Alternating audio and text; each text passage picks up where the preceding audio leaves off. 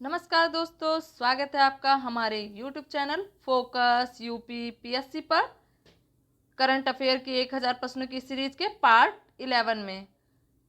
आज हम अगले 40 एमसीक्यू को करेंगे जो कि पीसीएस व आरओ परीक्षा की दृष्टि से अति महत्वपूर्ण है।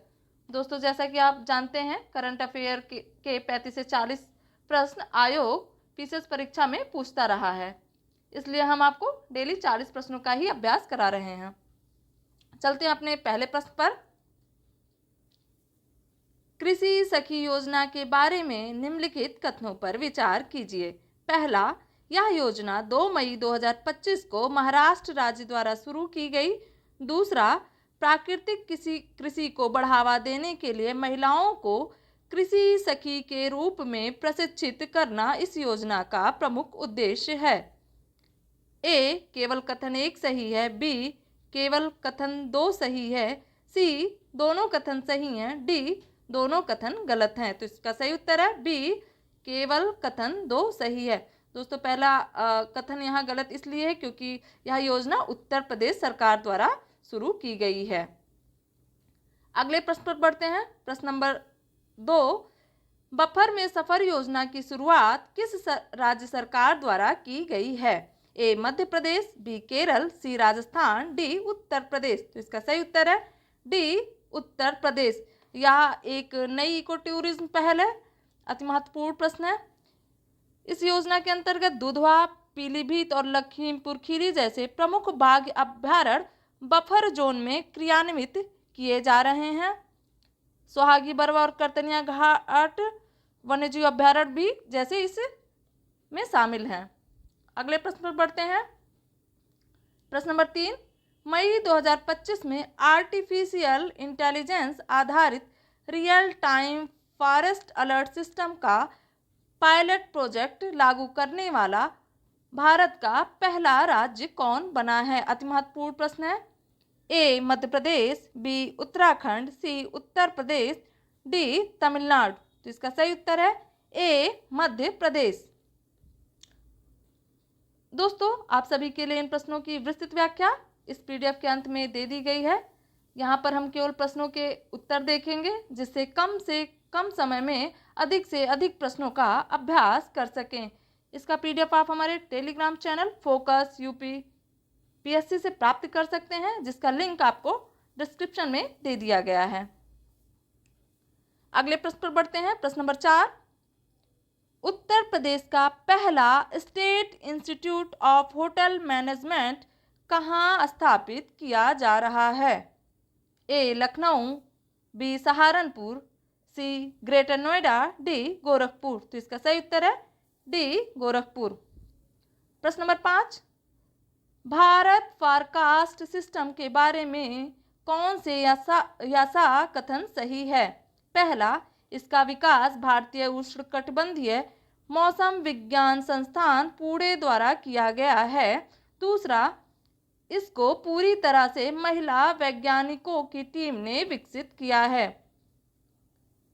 केवल 1 सही है। ए, केवल 1 सही है। बी, केवल 2 सही है। सी, दोनों कथन सही हैं। डी, दोनों गलत हैं। तो इसका सही उत्तर है सी, यहाँ दोनों कथन सही हैं। अति महत्वपूर्ण प्रश्न है। प्रश्न नंबर 6, भारत के सबसे बड़े टाइटेनियम और सुपर अलॉय सामग्री संयंत्र का उद्घाटन कहाँ किया गया है? ए, गुजरात। बी, उत्तराखंड। सी, उत्तर प्रदेश। डी, तमिलनाडु। तो इसका सही उत्तर है सी, उत्तर प्रदेश। भारत का सबसे बड़ा टाइटेनियम और सुपर अलॉय सामग्री संयंत्र एरोलॉय टेक्नोलॉजीज लिमिटेड द्वारा लखनऊ, उत्तर प्रदेश में स्थापित किया गया है। इसका उद्घाटन 15 मई 2025 को राजनाथ सिंह और मुख्यमंत्री आदित्य योगीनाथ जी द्वारा किया गया था। अगले प्रश्न पर बढ़ते हैं। प्रश्न नंबर 7, पूर्व प्रधानमंत्री चौधरी चरण सिंह के नाम पर सीड पार्क कहाँ स्थापित किया जाएगा? ए, मेरठ। बी, लखनऊ। सी, कुशीनगर। डी, वृंदावन। तो इसका सही उत्तर है बी, लखनऊ। इस योजना के अंतर्गत लगभग उत्तर प्रदेश में 5 सीड पार्क विकसित किए जाएंगे। अगले प्रश्न पर पढ़ते हैं। प्रश्न नंबर 8, एम फॉर नेचर किसकी पहल है? A WWF, B UNESCO, C FAO, D WHO। तो इसका सही उत्तर है सी FAO, खाद्य एवं कृषि संगठन की पहल है जो 2025 से 2028 तक चलेगा। प्रश्न नंबर 9 देखते हैं। कैंपस कॉलिंग कार्यक्रम के बारे में निम्नलिखित कथनों पर विचार करें। पहला, इसकी शुरुआत उत्तर प्रदेश राज्य महिला आयोग द्वारा मेरठ स्थित स्वामी विवेकानंद सुभारती विश्वविद्यालय द्वारा की गई। दूसरा, इसका उद्देश्य महिलाओं की राजनीति में भागीदारी बढ़ाने के लिए प्रशिक्षण देना है। सही विकल्प चुनना है इसमें। कथन 1 सही है परंतु 2 गलत है। बी, कथन 2 सही है परंतु 1 गलत है। सी, दोनों कथन सही हैं। डी, दोनों कथन गलत हैं। तो इसका सही उत्तर है डी, दोनों कथन गलत हैं।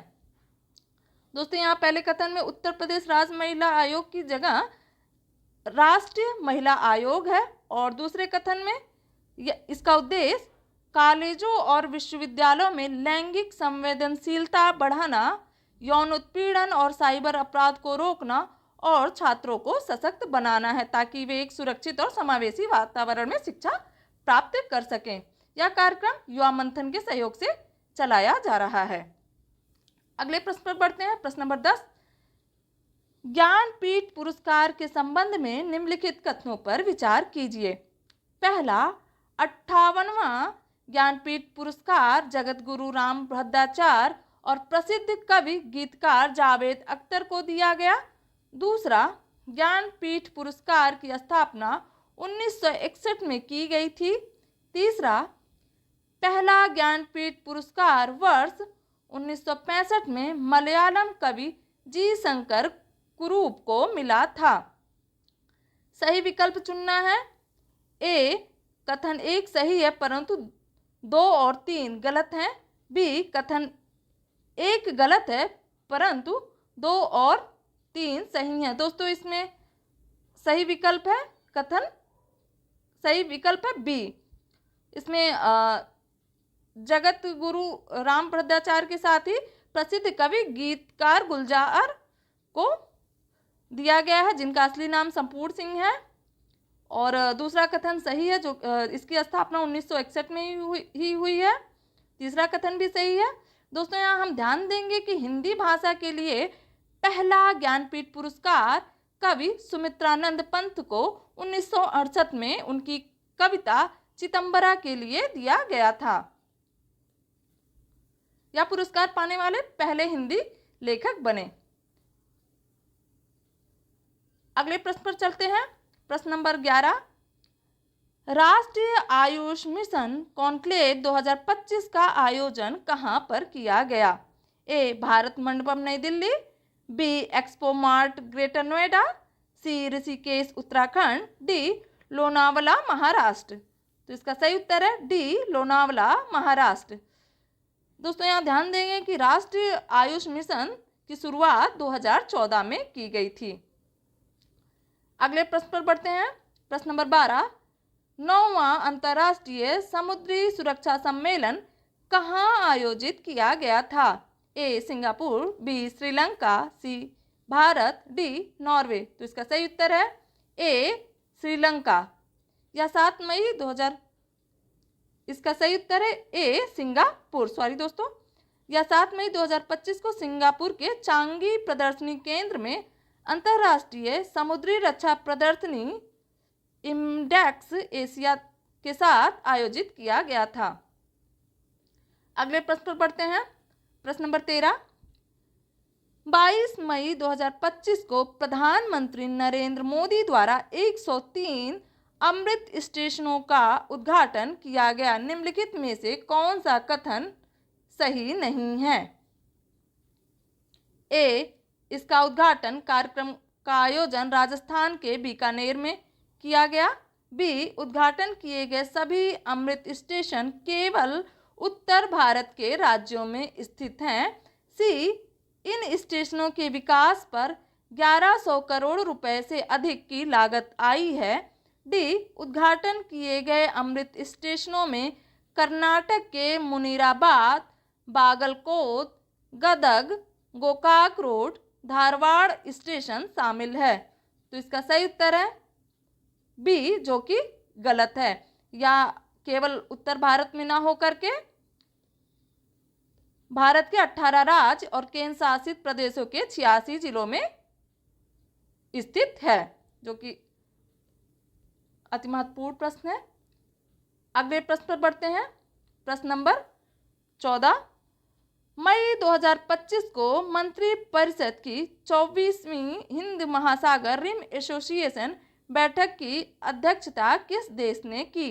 ए, भारत, बी, बांग्लादेश, सी, म्यांमार, डी, श्रीलंका। तो इसका सही उत्तर है डी, श्रीलंका। इसका मुख्य विषय था भविष्य की पीढ़ी के लिए सतत हिंद महासागर। दोस्तों हम यहाँ ध्यान रखेंगे कि भारत जो है 2025 से 2027 के लिए इसकी अध्यक्षता करेगा। और जो हिंद महासागर रिम एसोसिएशन की जो स्थापना है वो 1997 हुई थी। इसका मुख्यालय मॉरिशस में है और इसके कुल 23 सदस्य देश हैं और 12 लगभग संवाद भागीदार देश हैं। अगले प्रश्न पर बढ़ते हैं। प्रश्न नंबर 15। निम्नलिखित कथनों पर विचार कीजिए। पहला, 17 मई 2025 को केंद्र सरकार ने ऑपरेशन सिंदूर के तहत 7 सर्वदलीय प्रतिनिधिमंडल का गठन किया। दूसरा, 59 सांसदों वाला यह प्रतिनिधिमंडल 32 देशों का दौरा करेगा। उपर्युक्त कथनों में से कौन सा सही है? ए, केवल एक, बी, केवल दो, सी, एक और दो दोनों, डी, इनमें से कोई नहीं। तो यहाँ उत्तर सही है, जो सी ऑप्शन सही है, एक और दो दोनों। अगले प्रश्न पर बढ़ते हैं। प्रश्न नंबर 16। 21 मई 2025 को राष्ट्रीय स्वच्छ गंगा मिशन की 63वीं कार्यकारी समिति की बैठक कहाँ पर हुई? अति महत्वपूर्ण प्रश्न है। ए, लखनऊ, बी, नई दिल्ली, सी, पटना, डी, आगरा। तो इसका सही उत्तर है बी, नई दिल्ली। प्रश्न नंबर 17 देखते हैं। 24 मई 2025 को नीति आयोग की 10वीं गवर्निंग काउंसिल की बैठक कहाँ आयोजित हुई? ए, भोपाल, बी, अहमदाबाद, सी, हैदराबाद, डी, नई दिल्ली। तो इसका सही उत्तर है डी, नई दिल्ली, जो कि भारत मंडपम में आयोजित की गई। इसका विषय भी है दोस्तों, हम ध्यान रखेंगे, विकसित भारत 2047 के लिए विकसित राज्य। इसकी अध्यक्षता प्रधानमंत्री मोदी जी ने की है। इसी बैठक में प्रधानमंत्री ने कौशल विकास के लिए भारत सरकार को 60,000 करोड़ रुपए की योजना की मंजूरी दी है। अगले प्रश्न पर बढ़ते हैं। प्रश्न नंबर 18। 6 जून 2025 को भारत मध्य एशिया वार्ता की 4थी बैठक कहाँ आयोजित हुई? अति महत्वपूर्ण प्रश्न है। ए, नई दिल्ली, बी, दुशांबे, सी, दोहा, डी, कतर। तो इसका सही उत्तर है ए, नई दिल्ली। यह भारत के विदेश मंत्री एस जयशंकर की अध्यक्षता में नई दिल्ली में आयोजित की गई। प्रश्न नंबर 19 देखते हैं। 29 से 30 मई 2025 को साहित्यिक सम्मेलन साहित्य कितना बदल गया है कहाँ आयोजित किया गया? ए, भोपाल, बी, गांधीनगर, सी, नई दिल्ली, डी, लखनऊ। तो इसका सही उत्तर है सी, नई दिल्ली। इसे राष्ट्रपति भवन में साहित्य अकादमी संस्कृति मंत्रालय के सहयोग से आयोजित किया गया और इस सम्मेलन का जो उद्घाटन है राष्ट्रपति द्रौपदी मुर्मू ने किया। अगले प्रश्न पर बढ़ते हैं। प्रश्न नंबर 20। निम्नलिखित कथनों पर विचार करें। पहला, 1 से 3 जून अंतर्राष्ट्रीय वायु परिवहन संघ की 81वीं वार्षिक आम बैठक विश्व वायु परिवहन शिखर सम्मेलन 2025 भारत मंडपम नई दिल्ली में आयोजित हुई। दूसरा, भारत में पिछली वार्षिक आम बैठक वर्ष 1983 में आयोजित की गई थी उपर्युक्त कथनों में से कौन सा कथन सही है? ए केवल एक, बी केवल दो, सी एक और दो दोनों, डी इनमें से कोई नहीं। तो इसका सही उत्तर है सी एक और दो दोनों। यहाँ दोनों कथन सही हैं। दोस्तों हम यहाँ ध्यान रखेंगे, अति महत्वपूर्ण प्रश्न है। अंतर्राष्ट्रीय वायु परिवहन संघ की स्थापना जो है 1945 में हुई थी।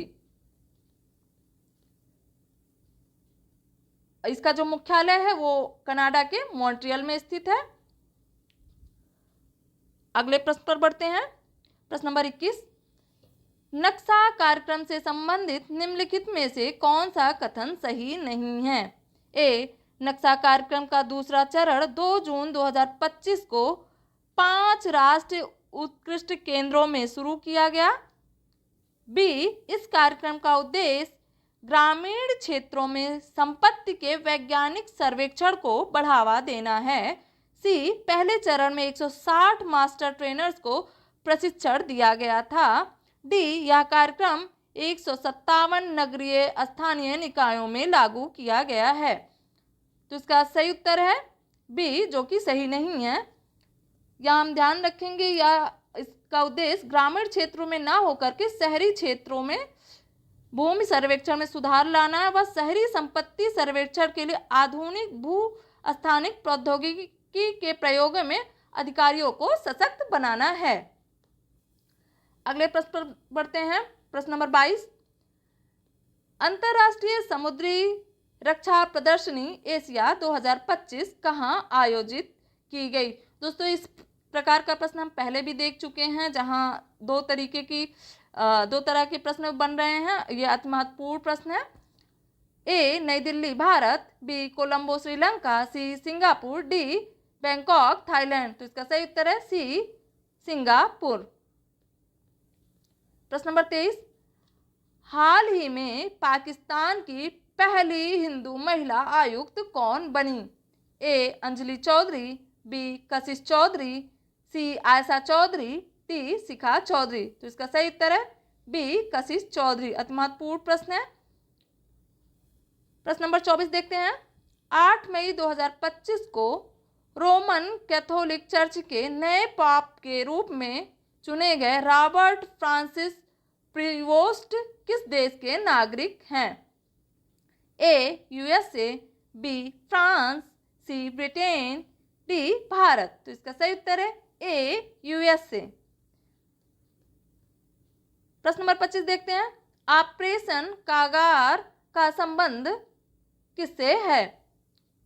ए पश्चिमी घाट में वन्यजीवों की अवैध तस्करी रोकने से, बी नक्सली या माओवादी विचारधारा खत्म करने से, सी जम्मू कश्मीर में आतंकवादियों के खात्मे से, डी नदियों के तटबंधों के संरक्षण से। तो इसका सही उत्तर है बी नक्सली या माओवादी विचारधारा खत्म करने से। दोस्तों अति महत्वपूर्ण प्रश्न है, इसका हम उद्देश्य देख लेते हैं। इसका उद्देश्य भारतीय सुरक्षा बलों द्वारा छत्तीसगढ़ और तेलंगाना के समीपवर्ती क्षेत्रों में नक्सली विद्रोहियों को खत्म करना था, जो कि इसी 21 अप्रैल 2025 को शुरू हुआ था और 14 मई 2025 को समाप्त हो गया था। अगले प्रश्न पर बढ़ते हैं। प्रश्न नंबर 26, अप्रैल 2025 में हार्वर्ड केनेडी स्कूल द्वारा आयोजित एआई फॉर गुड हैकाथॉन में किस भारतीय एआई परियोजना ने प्रथम पुरस्कार प्राप्त किया है? अति महत्वपूर्ण प्रश्न है। ए मेगा, बी एग्री स्टैक योजना, सी स्वामित्व योजना, डी नक्शा। तो इसका सही उत्तर है ए मेघा। अगले प्रश्न पर बढ़ते हैं। प्रश्न नंबर 27, हाल ही में किस देश ने सेक्सुअली ट्रांसमिटेड डिजीज गोनोरिया की दुनिया की पहला वैक्सीन फॉर सीमैनबी लॉन्च की है? A USA, B France, C England, D Bharat. अति महत्वपूर्ण प्रश्न है, इसका सही उत्तर है सी इंग्लैंड। दोस्तों आप इसको डिटेल में पीडीएफ में देख लीजिएगा। इस तरीके के क्वेश्चन आयोग पूछता रहा है। प्रश्न नंबर 28 देखते हैं। वर्ष 2025 में भारत का तीसरा यूनिकॉर्न ऑफ द ईयर बनने वाला स्टार्टअप कौन सा है? ए रेजर, बी पोर्टर, सी अन अकेडमी, डी परप्लेक्सिटी। इसका सही उत्तर है बी पोर्टर। अगले प्रश्न पर बढ़ते हैं। प्रश्न नंबर 29। 20 से 24 मई 2025 के मध्य विश्व हाइड्रोजन शिखर सम्मेलन 2025 का आयोजन कहाँ हुआ था? अति महत्वपूर्ण प्रश्न है। A Rotterdam Netherland, B Prince Albert Canada, C Oslo Norway, D Nai Delhi Bharat. तो इसका सही उत्तर है ए रॉटरडैम नीदरलैंड। दोस्तों इसे आप पीडीएफ में देख सकते हैं। इसमें नीदरलैंड के रॉटरडैम में विश्व हाइड्रोजन शिखर सम्मेलन आयोजित हुआ था। आप यहाँ देख सकते हैं कि भारत की जो महत्वपूर्ण पहलें हैं, ग्रीन हरित हाइड्रोजन को बढ़ावा देने के लिए राष्ट्रीय हरित हाइड्रोजन मिशन है। दोस्तों यहाँ ग्रीन हाइड्रोजन क्या है ये भी देख सकते हैं। ग्रीन हाइड्रोजन जो कि नवीकरणीय ऊर्जा से बनाई जाती है। यहाँ ग्रे हाइड्रोजन के बारे में आप देख सकते हैं। ब्लू हाइड्रोजन के बारे में देखते हैं। ये यूपीएससी और का फेवरेट एरिया रहा है। हो सकता हो आयोग यहाँ से प्रश्न बनाए। अति महत्वपूर्ण प्रश्न है। अगले प्रश्न पर बढ़ते हैं। प्रश्न नंबर 30 देखते हैं।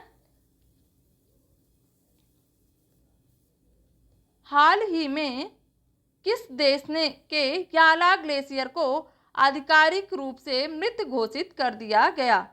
ए नेपाल, बी अमेरिका, सी रूस, डी वेनेजुएला। तो इसका सही उत्तर है ए नेपाल। यह ग्लेशियर नेपाल के लांगटांग घाटी में स्थित है, जो कि 66% लगभग कम हो चुका है। अगले क्वेश्चन पर बढ़ते हैं। प्रश्न नंबर 31। हाल ही में दुनिया का पहला वाणिज्यिक स्तर का ई मेथनॉल संयंत्र कहाँ शुरू किया गया? Very important question. A Netherland, B England, C चीन, डी डेनमार्क। तो इसका सही उत्तर है डी डेनमार्क। 32वें नंबर प्रश्न को देखते हैं। 19 मई 2025 को राष्ट्रीय वार्षिक साइबर सुरक्षा सम्मेलन का आयोजन कहाँ किया गया? ए भारत मंडपम नई दिल्ली, बी महाबलीपुरम तमिलनाडु, सी मल्लपुरम केरल, डी गांधीनगर गुजरात। तो इसका सही उत्तर है बी महाबलीपुरम तमिलनाडु में आयोजन किया गया। प्रश्न नंबर 33 देखते हैं। 8 से 9 मई 2025 को 6G ग्लोबल समिटी के ऑनलाइन आयोजन की मेजबानी किसने की? ए हांगकांग, बी सिंगापुर, सी दक्षिण कोरिया, डी चीन। तो इसका सही उत्तर है ए हांगकांग। प्रश्न नंबर 34 देखते हैं। 28 अप्रैल 2025 को सिप्री द्वारा सैन्य खर्च पर जारी रिपोर्ट के निम्नलिखित कथनों पर विचार कीजिए। पहला, वर्ष 2024 में कुल सैन्य व्यय के मामले में भारत चौथे स्थान पर है। दूसरा, वर्ष 2019 से 24 के मध्य भारत विश्व का सबसे बड़ा हथियार आयातक देश रहा। तीसरा, वर्ष 2024 में कुल सैन्य खर्च के मामले में रूस प्रथम स्थान पर रहा। सही विकल्प चुनें। ए केवल एक सही है, बी 1 और 2 सही है, सी सभी सही हैं, डी सभी गलत है। तो इसका सही उत्तर है डी सभी गलत हैं। दोस्तों इसमें पहला जो है भारत चौथे स्थान पे ना होकर के 5वें स्थान पे है। इसे हम पीडीएफ में देख सकते हैं। और भारत दूसरा सबसे बड़ा आयातक देश रहा है, जबकि पहला यूक्रेन सबसे बड़ा हथियार आयातक देश रहा है। तीसरे स्थान पर कतर है, चौथे स्थान पर सऊदी अरब और 5वें स्थान पर पाकिस्तान है। दोस्तों तीसरे ऑप्शन को देखते हैं कि प्रथम स्थान पे अमेरिका पहले स्थान पे है। अब हम अपने अगले प्रश्न पर बढ़ते हैं। प्रश्न नंबर 35। हाल ही में बिहार स्थित नालंदा अंतर्राष्ट्रीय विश्वविद्यालय का नया कुलपति किसे नियुक्त किया गया है? ए सचिन चतुर्वेदी, बी अशोक शुक्ल, सी जिमरोहन, डी आचार्य वेद व्रत। तो इसका सही उत्तर है ए सचिन चतुर्वेदी, जिसे नालंदा अंतर्राष्ट्रीय विश्वविद्यालय का नया कुलपति नियुक्त किया गया है। प्रश्न नंबर 36 देखते हैं।